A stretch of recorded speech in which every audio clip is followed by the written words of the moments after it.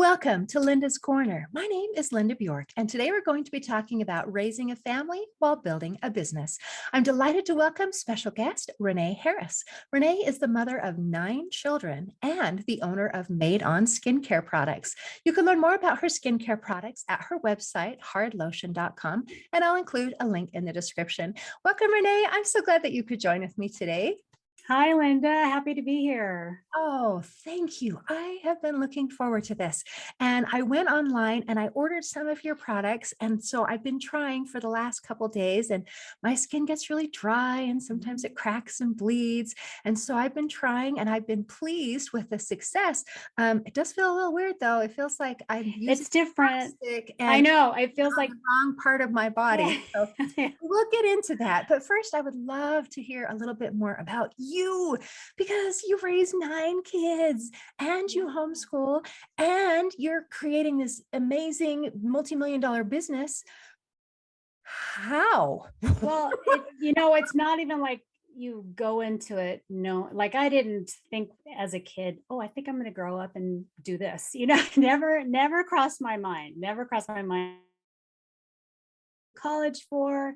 And as my husband and I, we got married, we knew we wanted kids. And to me, he said, well, I kind of like to have a lot of kids. And to me, a lot meant 4. I didn't really know anybody with more than 4 kids, so that sounded like a lot. So we just started having them one after another. We threw some twins in there, and then just kind of, we thought you don't have them all at once, they don't all come at one time, so usually, in my case, definitely not.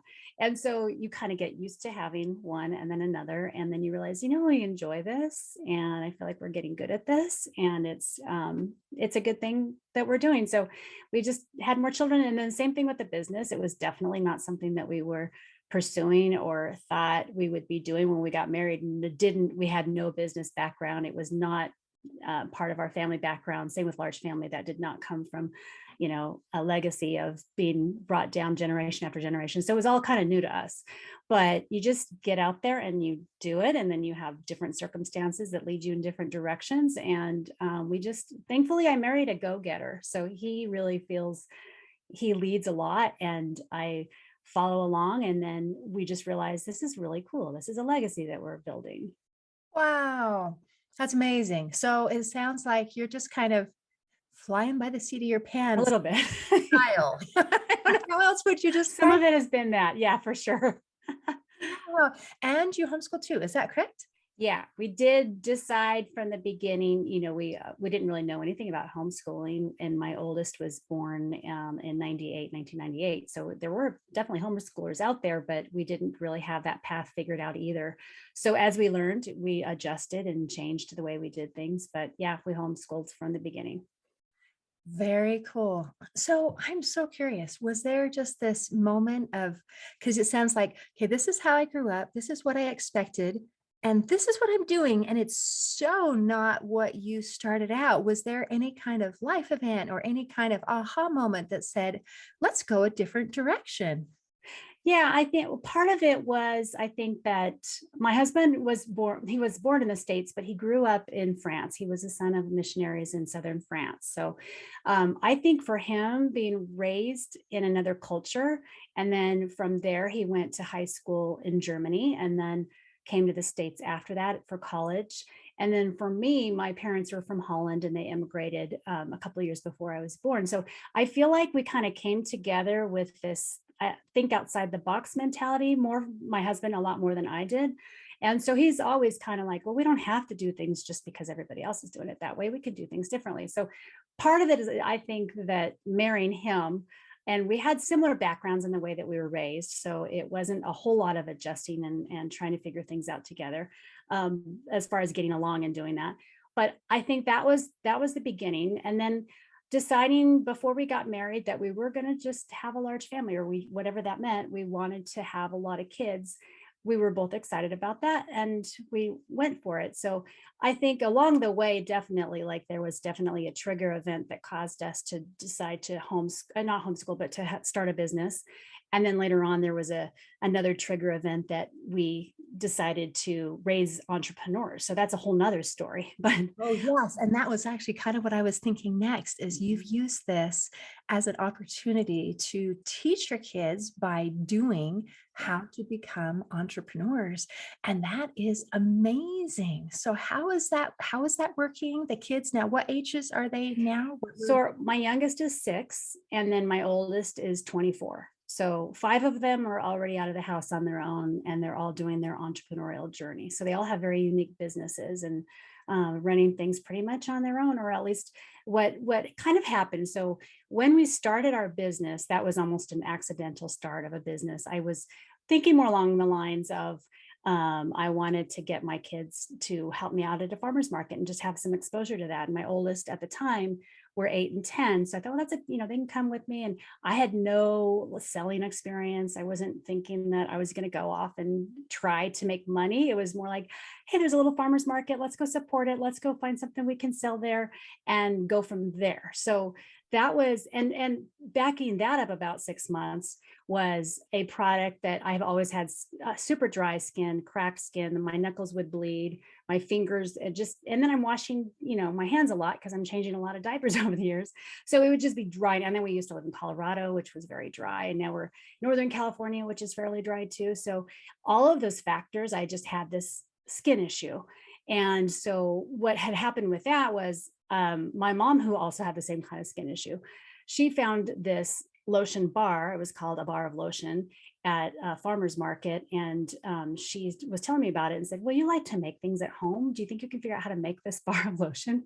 So I was up for the challenge, and mostly because she said it really fixed her skin and it made her skin feel so good. And we had been through all of the, Band-Aids, overnight gloves. We would put all kinds of like bag balm and Eucerin, just all of the different products that we could try to get our skin just clear from the cuts and splits just didn't really work, or they were just greasy, or it just was a pain to use. And I would just resort back to Band-Aids all the time.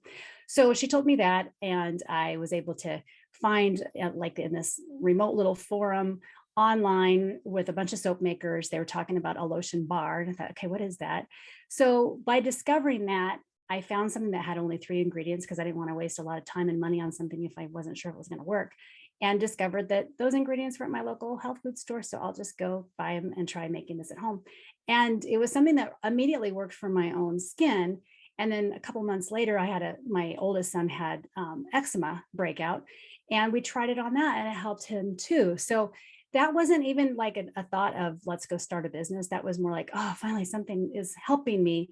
And then I would make it for gifts at Christmas time. And then this farmer's market rolls into town. They're looking for vendors. And I thought, come on, guys, let's go sell lotion bars at the local farmer's market. I had to do a little bit of convincing. I mean, 8 and 10-year-old boys aren't really into that.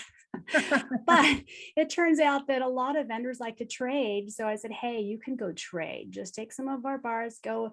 There are, some guys making wooden swords, go trade. I'm fine with that. So they can interact too. And so that was the very beginning. And then what the trigger after that, where we decided to go all in on this little business, was that my husband, who is working in the tech field for, he was locked into a great job for a good 10 years, but it's tech. And back then the handwriting was starting to get on the wall that, that the tech is not doing so well. And a lot of people were getting laid off, and even some of the perks that he had were being taken away. And we're kind of like, we love where we live, and it's not a big city. It's not a place where he could just go and find something without us having to up and move. And by then, we had 7 kids, and we weren't crazy about having to move again and find another career change. So at that time, we were doing farmers markets for fun. We decided to go from there to e-commerce and sell online. So we started to slowly move the business to that, to the point where we could then replace his income. He did end up getting laid off. So then it was like, oh, now we have to do something. So we did decide, let's go all in and make this a family business. We're all going to get on board. The kids are going to have to just cooperate. We might be a little distracted from homeschooling, but it turns out that it was an amazing experience for the kids. And they have learned so much just from all the little things that we're learning. We weren't experts at all. We didn't have all the marketing, materials that they have nowadays. So we had to learn from scratch and going to the library and reading a lot of books. And so it turned out that it was a great experience for the kids. One of my sons, who was doing really into photography, we would rope him in and do product shots for us. I was like, why don't you come and help mom out with doing photography for the lotion bars? And we had lip balms. By then we're starting to create more products. And he became really good at that. And then I needed my husband to help me with the homeschooling, because this is, trying to run a business and raise kids. And we still had little babies at home.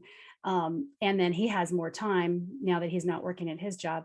So it became something where he's like, well, I'll take on more homeschooling, but we're going to change the way we do our homeschooling. He had his degrees. I had my degree from school, and we decided we wanted a different future for our kids, where we didn't just ship them off to college and hope the best, but have something that was going to be super useful for them. So we decided that around the age of 12 was a good time to start building skills for the kids. And each one who ended up having very unique interests and skill sets, we could use our business to help them develop that. So obviously the little photographer kid who would get better and better at photography, we would have him help us out, but then go take courses and classes that he was interested in. He turned into somebody who was really into drones. So he would do drone photography and then videography and learn how to edit. And we had Adobe, so he could learn how to do edits on video. So we were using our tools as a business and some of the experience we were learning and the fact that we could homeschool. So we had a ton of freedom with that. And then helping the kids develop those skills and talents that by the time they were 18, they pretty much had their own unique businesses. We have a coder, an artist. We have one of our kids is an efficiency expert. If you can believe, he's created his own. He helps other small businesses become really efficient in what they do. And he had really helped us a lot with that. I have a podcast editor.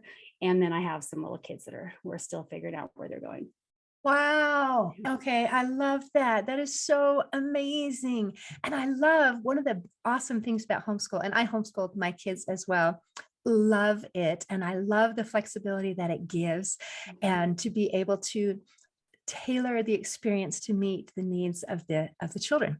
Yeah. And I love that when you're done, what you didn't have or create is kind of a, father and son or mom and kids kind of where they just continue to do what you did. It's like, here are your talents. Here's where it benefits us. Right. And now you can take this and take it where you want to go. Right. So it is not just following in the footsteps. It's kind of like lighting that flame so that they can do whatever they want. And I think that's so cool. And especially now, because there's so many tools out there for them. They realize they want to get good at something. So even the money that they were making from us working for us, they would turn around and buy their own tools or their own courses, or they would go on, to conferences even that would get them better in their own fields. And it was great because we were able to kind of have its own family economy where we were making money, but then we were paying the kids to help us. So we didn't have to pay somebody else outside the home. And there's all kinds of tax benefits for that. And then they would turn around and instead of just blowing it on frivolous things, which they do that too, of course, but a lot of it turned into something like, well, I'm really interested in this. Can I go here? We're excited because they're motivated. And a 16-year-old kid who's super motivated to go learn something, we say, well, that counts for school because you're actually covering science and writing and so on. So we kind of turned that into a passion project. It's called parenttheirpassion.com. And that's where we're showing parents how to do that, because it's hard, with parents, there's so many pressures on not just parents, but the kids of what they get involved in and the activities that they do.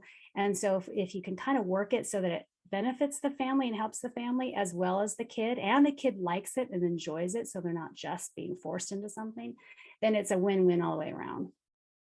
I love that. And how wonderful that you've created something so that you can help teach other people how to do that, because that is so important. And I love that when you can help get a child to be passionate about something, and then they go on their own. Once you have the basic tools and the desire, anything. And that's part of the magic is we're not like the little teacups where you try to fill the little Right. teacups where it is, they are limited by my abilities and my experiences. And you demonstrated and modeled that by saying, I've never done this before, Mhm. but it looks really interesting. Let's find out how to do it. And now the kids are saying, we don't have to know how to do it. We just have to have a desire and we can figure it out. That is Mhm. so awesome. Yeah, and it's neat because you see with the differences in the kids, their own interests and talents, they help each other. So it becomes a sibling helping a sibling. So we have, one my daughter is an amazing artist and she can create logos and she can, all kinds of things. And she has a twin brother who happens to be a really good coder. So they are complete opposites. But he could help her with her website. She can create a logo for him, and now they're helping each other out. And it's kind of like it's been rotated through all of our kids. With one kid who has a 3D printer is able to 3D print something. Who will, for somebody else who really needs this one thing to work his tools, and so it turns into something that is neat to see the family get along with each other. The kids get along with each other because they appreciate instead of competing. Oh, I got this grade in math and my teacher likes me better over here. It's not like that. They end up seeing that and appreciating each other's gifts and talents. That is absolutely beautiful. And I can't think as a parent anything that would be more satisfying than to know that your kids like each other and they Yes. support each other and that they get along. That's a really big deal. Well, that is amazing. Well, let's talk a little bit about your skincare products then. Okay. So, and you talked about you had a child with eczema, right? Yes. And I have some Yes. kids with eczema, so you just rub this on, and we're all Yep. go. Yep. So what we're describing is a hard lotion bar. So basically, it is a bar that looks like soap, but you don't use it with water, and it has beeswax, which is what hardens it, and then shea butter, which is the one ingredient that I would recommend for almost any kind of skin condition. If you before you have the dermatologist prescribe steroids or something, I would just say, if you can't do anything and you're desperate, just go get some shea butter and try it because it works amazing. It works wonders. But what we like to do is add the coconut oil as a third ingredient that goes into the bar. So the shea butter, the coconut oil, and the beeswax combined together make it a lot easier to apply. So just shea butter by itself is really sticky. So you could probably put it on eczema or any other skin condition and try it out that way. But by itself, it tends to be kind of sticky. But then with the beeswax, it keeps it in the skin longer. So you know how you could put a pump lotion in your skin, and you feel like you still have to go back and put more lotion on, an hour later. It feels great at first, but then it feels like it did nothing for you. But the beeswax in it makes it last a lot longer in your skin. So, and especially I recommend people try it overnight. So if they have the cracks and splits in their fingers or eczema or anything similar to that, put it on more at night, and by the morning they're going to notice a big difference. And right now, like with the summer coming with the splits and cracks in people's heels, which I deal with that every summer because I'm barefoot a lot more often, this is great for the heels. So if you apply it, you just massage it into your skin, and that's it, and you're done. So yeah, it might feel a little bit sticky at first, and you don't have to apply a lot, but just massage it in and you feel a big difference, especially like a half an hour later, you really notice a big difference in your skin. That's really cool. And this is better than, say, using a lotion. You mentioned if you do a lotion, then you Yeah. need a lotion again in a short time. And so this is more of a lasting thing. Is that what you have discovered? Yeah, that. And then also a lot of people come to us because they're very allergic to different ingredients.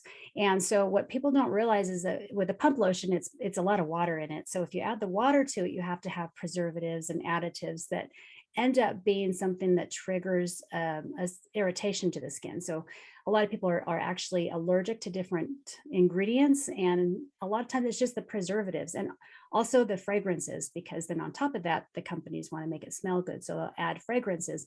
And one fragrance sounds like one ingredient when it's actually a whole host of ingredients. And so people with really sensitive skin who might have breakouts, they have to watch the ingredient listing like a hawk, because they could, any little thing on there. People who are allergic to nuts, for example, have to watch if there's a nut oil in their products. Even if it's all natural, it could Huh. still make their skin break out. So yeah, we've kind of noticed that with our own kids. One of my sons who we had finally had him tested for what allergies he has, and he's allergic to all nuts. And I just assume, like, let's assume it's the main triggers. It's probably going to be like wheat and then dairy and eggs. So I started taking those out of his diet, but it wasn't really working. And what I was doing was, instead, and this is for his consumption, not just his skin, but for whatever he was eating. So I was taking out dairy, but then usually dairy replacements are going to be like almond milk. Or Oh, so, no. not knowing that he was allergic to nuts, all kinds of nuts and seeds. And so all of the things that I was taking out, thinking those are the main triggers, all those replacements are usually, you know, going to be nut based. And so I was doing it wrong. But that's one of those things that you don't realize. Even with natural products, you have to be careful because you may be allergic to it. So I think for people, especially if they have breakouts with eczema, it can definitely be in your skincare, but it's also in what you consume. And there's so many factors that are part of that. But that's where we get a lot of customers, people who are super, they're just eyeing the ingredient list, and they have to watch what they not just eat, but what they put on their skin. So we get a lot of people like that. It's like, oh, good, I recognize those ingredient names, and they're safe, they're edible, and I know I'm not allergic, so that's good to go. But yeah. I thought it was really cute when I read on the website that they're edible, and I thought, I don't think I'm planning to eat this, but that's probably good to know, right? Right. And when we did the farmers market, that was one way we wanted people to try it, was to have samples. So I told my kids, like, okay, we're going to go around and give people samples, but you have to tell them it is not food, because it would look like little pieces of cheese. And so they would get, teased by these big truck driver guys coming around and saying, oh, what is this cheese? And thankfully I had one real extrovert son that would say, oh yeah, it's safe to eat if you want to eat it, but no, it's not cheese, it's lotion. So, but it's edible. Because the word lotion to me implies a certain consistency.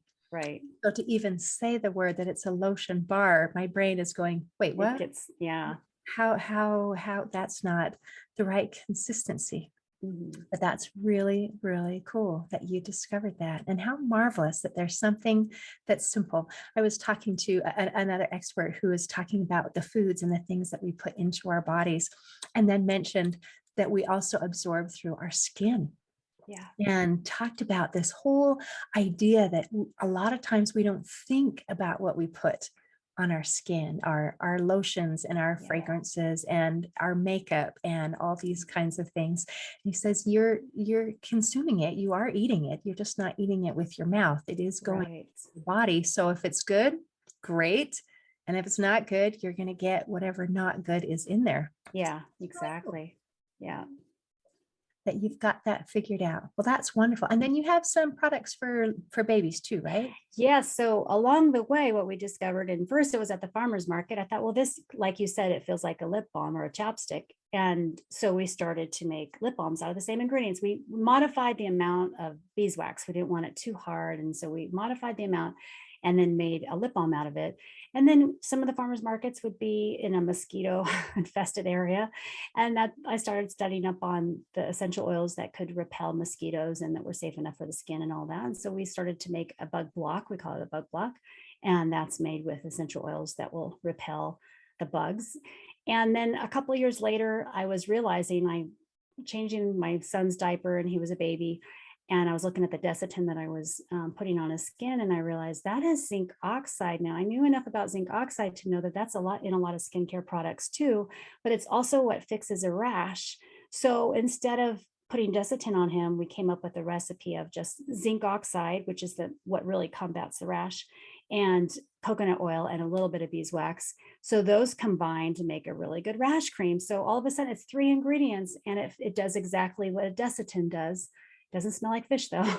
And it's just as good, better for the skin, and it works really well. So it was just these little, we kind of try to keep the same mission statement, I guess, of just keeping it like simple ingredients, as few as ingredients as necessary to get the job done.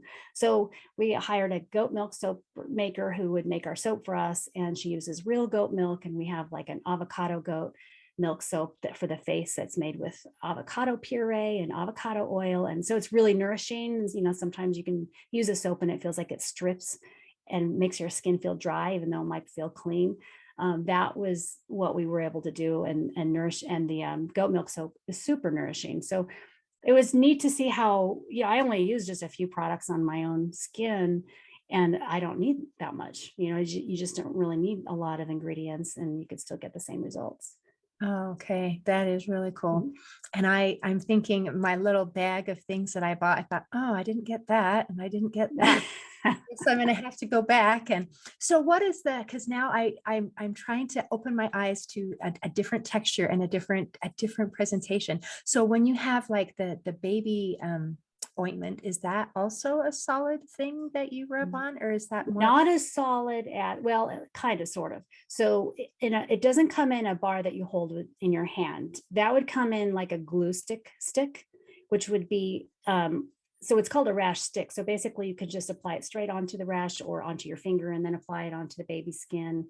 And then we also have them in a tin. So you would scoop out of a tin. So it's not going to be a hard bar, especially because it's on a baby. And usually if there's redness, it probably is painful. So we make it in such a consistency that you can easily apply it to the rash and spread it around and it'll absorb right in. So you don't have to rub a lot like you would with a hard lotion bar. Oh, good. 'Cause Yeah. the challenge. And then for the, let's see, so I had a question on that. And then the bugs, why can't I almost said spray, the bug Bug block. block, is that also a stick? Do I So have to? that's also in a stick form or barred. Now that one you want. So this is where it does take a little bit more to apply, more time, I should say, to apply. So a spray, you spray and you go, and that's great. But the DEET and the chemicals and the smell of it, like if you're trying to have, eat your hamburger and you spray your DEET around you, it ruins your food. This is in a stick form, so you actually would apply it, and it works just like a lotion because it has the same lotion ingredient. So it's actually kind of double duty in that you're going to be almost like applying a lotion and a bug block at the same time. And the scent is really nice. It's cedar wood, so it smells like you're outside camping, and there's rosemary in it. There's citronella, so the scent is really nice. And then you just apply that like arm's length wherever your skin is exposed. So it takes a little bit longer to apply, but you won't get bit. So what we like is the fact that for especially people who are trying to go with more safe products, this is a nice alternative for that. And it works and you don't get bit. Mhm. Okay. Love that. Love that. And the goat's milk soap, I've used that before. I love it. You feel so soft when you're done. Yes. Like, oh, Yeah. this is delicious. This is just on my face.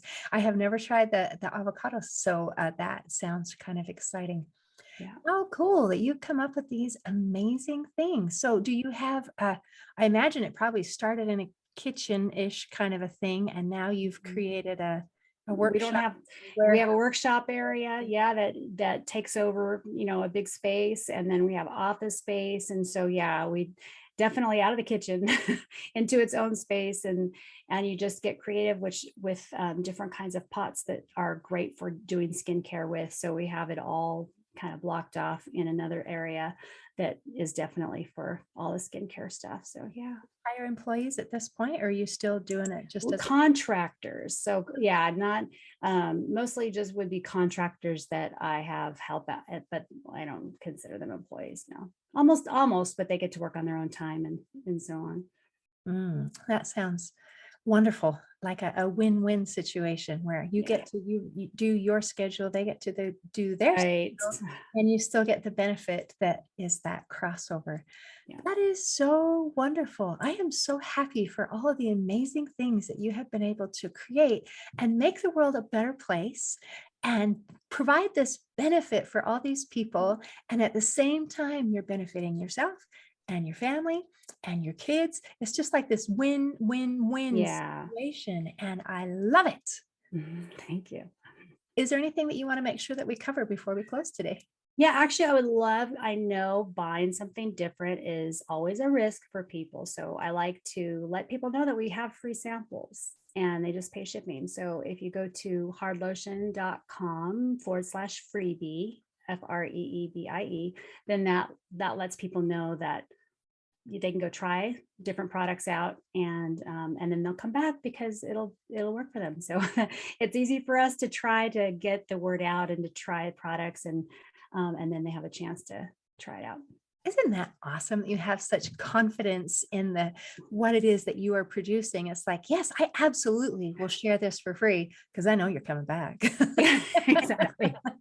because it really is good stuff. Well, thank you so much for visiting with me today. This has been delightful. Thank you. Thank you. It's been a lot of fun. In closing, I'd like to share a quote by Renee Harris. She said, "Be good to your skin. You'll wear it every day for the rest of your life." Today, I invite you to take good care of your skin. See you next time on Linda's Corner. Thanks for listening. If you enjoyed this episode of Linda's Corner, please share and subscribe to help us reach new listeners. I also invite you to check out my nonprofit, Hope for Healing, at the website hopeforhealingfoundation.org for free ebooks, free audiobooks, and other free resources to help increase happiness, build confidence and self-esteem, strengthen relationships, manage stress, and calm feelings of depression and anxiety. I also invite you to grab a copy of one of my books, like Crushed, A Journey Through Depression, or Amazon bestseller, You Got This, an action plan to calm fear, anxiety, worry, and stress. See you next time on Linda's Corner.